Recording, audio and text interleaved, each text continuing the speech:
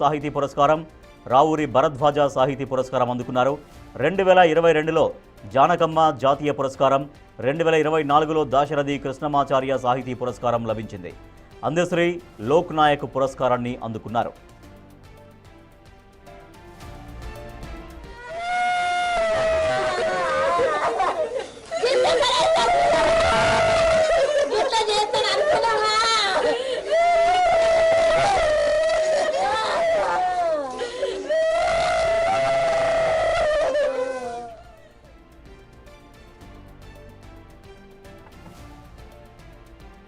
ఈ ఉదయం ప్రఖ్యాత కవి అందశ్రీ కన్నుమూశారు.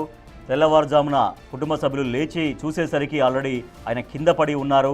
అప్పటికప్పుడు వెంటనే ఆసుపత్రికి తరలించారు కుటుంబ సభ్యులు. దీంతో గాంధీ హాస్పిటల్లో వైద్యులు అప్పటికే మరణించారని ధృవీకరించారు. దాదాపుగా ఆయన చనిపోయి కూడా 4-5 గంటలు కావస్తుంది అన్నట్టుగా గాంధీ ఆసుపత్రి వైద్యులు ప్రకటించారు. సో ఒక్కసారిగా అందశ్రీ ఆకస్మికంగా మరణించడంతో యావత్ సాహితీ ప్రపంచం ఒక్కసారిగా దిగ్భ్రాంతికి గురైంది. కవులు, కళాకారులు, గాయకులు, ఇంకా అంత సాహితీ లోకం ఆయనని అభిమానించేవాళ్ళు, ఆయన సాహిత్యాన్ని ప్రేమించేవాళ్ళు, ఆయన విప్లవ చైతన్యాన్ని, ఆయన నింపినటువంటి స్ఫూర్తిని పొందిన వాళ్ళు ఒక్కసారిగా దిగ్భ్రాంతికి లోనయ్యారు. అందశ్రీ ఇక లేరు అన్నటువంటి నిజాన్ని ఇంతవరకు చాలామంది జీర్ణించుకోలేకపోతున్నారు. సో అందశ్రీ మరణంతో ఒక్కసారిగా సాహితీ లోకం పూర్తిగా మూగబోయిందని చెప్పవచ్చు. ఎందుకంటే ఆయన తెలంగాణ సంబంధించిన వ్యక్తి అయినా, తెలంగాణకు సంబంధించినటువంటి అనేక పాటలు రాసిన, మొత్తం అందరికీ ఉపయోగపడేటువంటి పాటలు, చాలా గొప్ప గొప్ప సాహిత్యాన్ని అందించారు. ఆంధ్రప్రదేశ్లో కూడా అందశ్రీకి అశేషంగా అభిమానులు ఉంటారు. ఎందుకంటే ఆయన పల్లె జీవితాన్ని, ఆయన మనిషి యొక్క జీవితాన్ని వస్తువుగా తీసుకొని ఎన్నో గొప్ప గొప్ప పాటలు రాశారు. తెలుగు వాళ్ళు ఎక్కడున్నా సరే అందశ్రీ పాట వినని వారు ఎవరు ఉండరంటే ఎంత మాత్రం అతిశయోక్తి కాదు. అందశ్రీ ఖచ్చితంగా ప్రతి ఒక్కరిలో ఎంతో కొంత స్ఫూర్తి నింపి ఉంటారు. ఎందుకంటే ఆయన ఒక ప్రజాకవిగా పేరొందారు, ప్రకృతి కవిగా పేరు పొందారు. అంటే ప్రకృతి పైన ఎక్కువగా ఆయన పాటలు రాశారు. ప్రజల యొక్క జీవన విధానం పైన, పల్లెల్లో ఉండేటువంటి అనుబంధాలపైన ఆయన ఎన్నో అశేషంగా పాటలు రాశారు. సో సినిమాల్లో కూడా అద్భుతంగా పాటలు రాశారు. ఎన్నో గొప్ప గొప్ప పాటలు రాసినటువంటి అందశ్రీ ఇవాళ ఒకసారిగా ఉదయం లేచేసరికి మరణించడంతో, మరణ వార్త తెలియగానే అందరూ దిగ్భ్రాంతికి లోనయ్యారు. ఇక అందశ్రీ లేరు అన్నటువంటి విషయాన్ని ఇప్పుడిప్పుడే జీర్ణించుకుంటున్నారు. అయితే రాష్ట్ర ప్రభుత్వం అధికారిక లాంఛనాలతో, తెలంగాణ రాష్ట్ర ప్రభుత్వం అధికార లాంఛనాలతో అంత్యక్రియలు నిర్వహించబోతోంది. ఇప్పటికే సీఎస్కు ముఖ్యమంత్రి రేవంత్ రెడ్డి ఆదేశాలు జారీ చేశారు.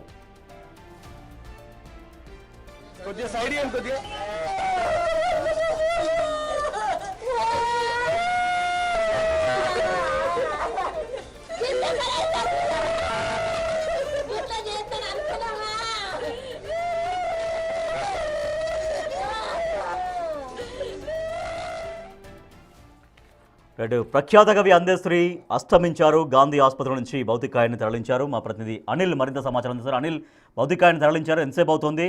సో దాంతోపాటుగా అంత్యక్రియలు ఎక్కడ చేయబోతున్నారు? ఎస్ రాజేష్, కొద్దిసేపటి క్రితమే ప్రముఖ రచయిత కవి మృతదేహాన్ని, అందశ్రీ మృతదేహాన్ని అయితే లాలపేటలోని తన నివాస వద్దనికి అయితే తీసుకెళ్లారని చెప్పాలి. ముఖ్యంగా ఆయనకు సంబంధించి ఈరోజు ఉదయం 7:20 ఒక్కసారిగా కుప్పకూలిపోవడం, ఆ తర్వాత 7:20 గాంధీ హాస్పిటల్కి అయితే తీసుకురావడం జరిగింది వాళ్ళ కుటుంబ సభ్యులు.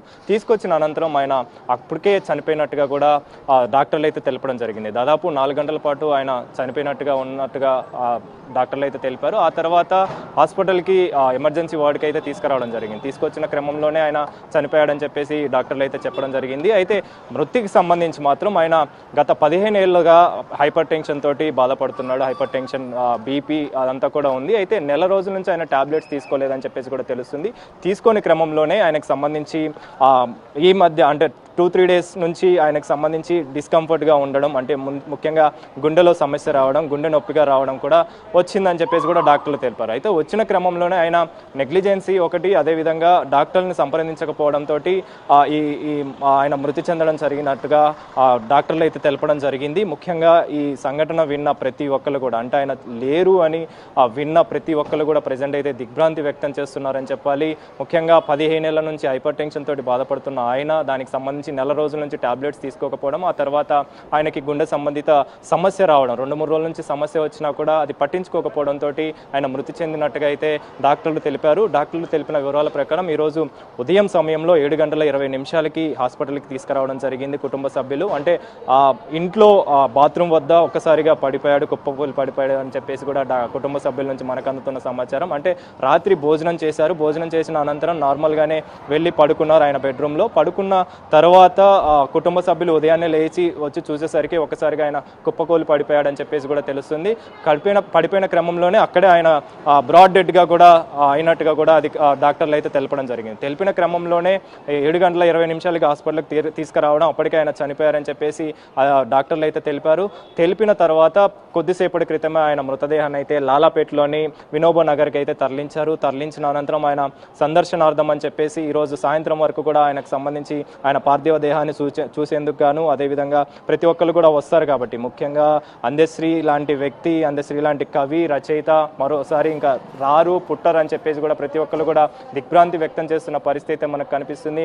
ఉదయం సమయంలో ఇలాంటి ఒక ఘటన, విషాద ఘటన వినిపిస్తుందని చెప్పేసి కూడా ఎవరు ఊహించలేదని చెప్పాలి. అలాంటి సంఘటన, విషాద వివరణ విషయం తెలుసుకోవడం అనేది ప్రజెంట్ అయితే తెలుసుకున్న క్రమంలోనే ప్రతి ఒక్కరు కూడా దిగ్భ్రాంతి వ్యక్తం చేస్తున్న పరిస్థితి మనకు కనిపిస్తుంది. కాబట్టి ఈరోజు మొత్తం సాయంత్రం వరకు కూడా ఆయనకు సంబంధించి సందర్శనార్థం అని చెప్పేసి కూడా ప్రతి ఒక్కళ్ళు వస్తారు కాబట్టి ఆయన అన్నిటి కూడా దృష్టిలో పెట్టుకొని ప్రజెంట్ అయితే సందర్శనార్థం కోసం అయితే పార్థివ దేహాన్ని చూసేందుకైతే వినోబా నగర్లో ఆయన పార్థివ దేహాన్ని ఉంచనున్నారు. ఆ తర్వాత రేపు ఆయనకు సంబంధించి గట్కేసర్ వద్ద ఉన్నటువంటి ఎన్ఎఫ్సి నగర్లో ఆయన సొంత ఇంటి దగ్గర అయితే అంత్యక్రియలు జరపనున్నారు. ఇప్పటికే సీఎం రేవంత్ రెడ్డి కూడా స్వయంగా ప్రకటించడం జరిగింది. పోలీసుల అధికారుల లాంఛనాలతోటి ఆయనకి అంత్యక్రియలు జరగాలని చెప్పేసి కూడా ఆదేశించారు. కాబట్టి అధికారుల లాంఛనాలతోటి, పోలీసుల లాంఛనాలతోటి ఇవన్నీ కూడా జరగనున్నాయి. ముఖ్యంగా అందశ్రీ లాంటి వ్యక్తి, కవి లేకపోవడం అనేది తీరని లోటుగా రాష్ట్ర వ్యాప్తంగా ఉన్నటువంటి ఆయన అభిమానులు కావచ్చు, ఆయన ఇష్టపడే వాళ్ళు కావచ్చు, రాజకీయ నాయకులు కావచ్చు, ప్రతి ఒక్కరు కూడా దిగ్భ్రాంతి వ్యక్తం చేస్తున్న పరిస్థితి మనకు కనిపిస్తుంది. ముఖ్యంగా జయ జయ హే తెలంగాణ పాటకు సంబంధించి కావచ్చు, అధికార పాట, తెలంగాణ రాష్ట్ర గీతంగా కూడా ఆయన రచించిన పాట కావడంతో అలాంటి పాట రచించినటువంటి వ్యక్తి అందశ్రీ లేకపోవడం, ప్రకృతి కవి అని కూడా ఆయనని పిలుస్తుంటారు కాబట్టి అలాంటి వ్యక్తి లేకపోవడం అని చెప్పేసి తీరని లోటుగా ప్రతి ఒక్కరు కూడా బాధపడుతున్న పరిస్థితి మనకు కనిపిస్తుంది. విషాద ఛాయలో ప్రతి ఒక్కరు కూడా మునిగిపోయారని చెప్పాలి. ముఖ్యంగా ఇలాంటి రోజు ఒకటి వస్తుందని చెప్పేసి కూడా ఎవరు ఊహించలేదు. అంటే ముఖ్యంగా 15 ఏళ్ల నుంచి ఆయన ఈ హైపర్ టెన్షన్ తోటి బాధపడ్డం, ఆ తర్వాత నెల రోజులుగా ఆయన టాబ్లెట్స్ తీసుకోకపోవడంతో ఈ గుండె సంబంధిత సమస్య 2-3 రోజుల నుంచి రావడం, ఆ తర్వాత ఒకటేసారి ఈ విధంగా ఆయన మృతి చెందడం అనేది తీరని లోటుగా ప్రతి ఒక్కరు కూడా దిగ్భ్రాంతి వ్యక్తం చేస్తున్న పరిస్థితి మనకు కనిపిస్తుంది. కొద్దిసేపటి క్రితం ఆయన మృతదేహాన్ని లాలాపేట వద్దకైతే తీసుకెళ్లారు ఆయన నివాసానికి కుటుంబ సభ్యులు. తీసుకెళ్లిన అనంతరం ఆయన సందర్శనార్థం అని చెప్పేసి ఈరోజు సాయంత్రం వరకు కూడా అక్కడే ఉంచుతారు. ఆ తర్వాత గట్కేసర్లో ఉన్నటువంటి ఎన్ఎఫ్సి నగర్లో ఆయన నివాసానికి అయితే తరలించనున్నారు. తరలించిన తర్వాత ఆయనకు సంబంధించి అధికార లాంఛనాలతో ఆయనకైతే అంత్యక్రియలు జరగనున్నాయి. Rajesh. Right, thank you Anil. ఈ ఉదయం ప్రఖ్యాత కవి, ప్రజాకవి, ప్రకృతి కవి అందశ్రీ అస్తమించారు. తెల్లవారుతుండగానే ఆయన అస్తమించారు.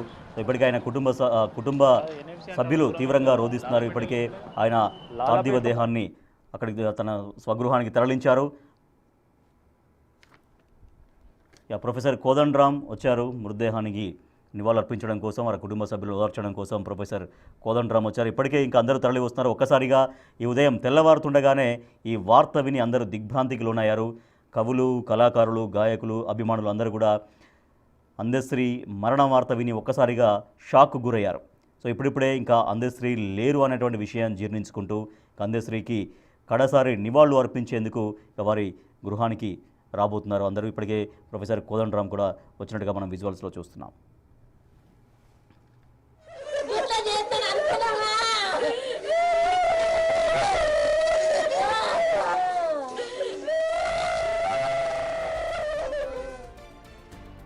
ప్రకృతే నా బడి, పల్లెటూరే నా గురువు.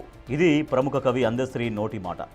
అన్నట్లుగానే పల్లె, ప్రకృతి చుట్టూ అందశ్రీ పాటలు, సాహిత్య జీవితం గడిచింది. ఆయన అసలైన జీవిత సంపద పద సంపదే. మ్యాన్ ఆఫ్ మెనీ లెటర్స్ అని సాహితీవేత్తల ప్రశంసలు అందుకున్న సుకవి, ప్రజాకవి, ప్రకృతి కవి మన అందశ్రీ. మట్టిలో నుంచి వచ్చిన మాటలే ఆయన పాటలు. పాటలకు, సాహిత్యానికి విద్యార్హత ముఖ్యం కాదు, మనసు ముఖ్యం అని నిరూపించిన మహాకవి అందశ్రీ. ఆయన కలమే కాదు, గళం కూడా మహా అద్భుతం. ఉద్యమ గీతాలైనా, ఉద్వేగాన్ని పెంచే పాటలైనా, ఓదార్చే మాటలైనా, హుషారు పెంచే అక్షరాలైనా అన్నీ అందశ్రీ సొంతం. ప్రజా కవిత్వానికి ఆయన ప్రతినిధి.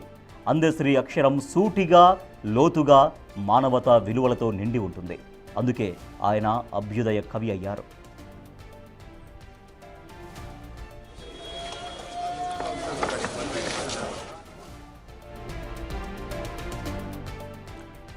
పెద్దగా చదువు లేకపోయినా తన సహజ ప్రతిభతో సాహిత్య రంగంలో శిఖరాగ్రాణం నిలిచారు. తన కవితలు, పాటల ద్వారా తెలంగాణ రైతు, కార్మిక, పేద ప్రజల మనోగతాన్ని ప్రతిబింబిస్తూ ప్రజాకవి పాత్ర పోషించారు. తెలంగాణ ఉద్యమంలో ఆయన పాత్ర మరువలేనిది. జయ జయ హే తెలంగాణ అన్న, జై బోలో తెలంగాణ అంటూ స్వరాష్ట్ర కాంక్షను రగిలించి తెలంగాణ ఆత్మగౌరవాన్ని జ్వలింపజేయడంలో ఆయనకు ఆయనే సాటి. తన పాటల ద్వారా సామాజిక న్యాయం, స్వాభిమానాన్ని చాటి చెప్పిన మహా మనిషి అందశ్రీ. ఆయన పాట రాశారంటే ఒక తెలియని ఉత్సాహం, భవిష్యత్తుపై ఆశ కనిపిస్తాయి.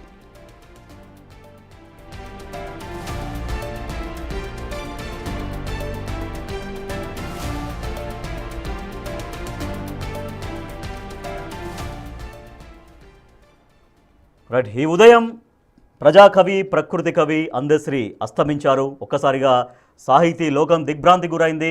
అందశ్రీని అభిమానించే వాళ్ళు, ఆయనతో చైతన్యాన్ని పొందిన వాళ్ళు, ఆయనతో స్ఫూర్తిగా పొందిన వాళ్ళు అందరూ ఒక్కసారిగా దిగ్భ్రాంతికి గురయ్యారు.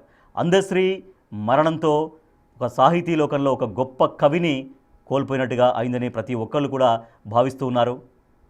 సో అందశ్రీ మరణాన్ని ఇప్పుడిప్పుడే జీర్ణించుకుంటున్నారు. సో అందశ్రీ చేసినటువంటి సాహిత్య సేవ గురించి, ఆయన రాసినటువంటి పాటల గురించి అందరూ గుర్తు చేసుకుంటూ, అందశ్రీ భౌతికాయం ఇప్పటికే ఆయన ఇంటికి చేరింది కాబట్టి భౌతికాయాన్ని సందర్శించడం కోసం, ఆయనకు నివాళులు అర్పించడం కోసం ఇప్పుడిప్పుడే వస్తున్నారు అందశ్రీ అభిమానులు.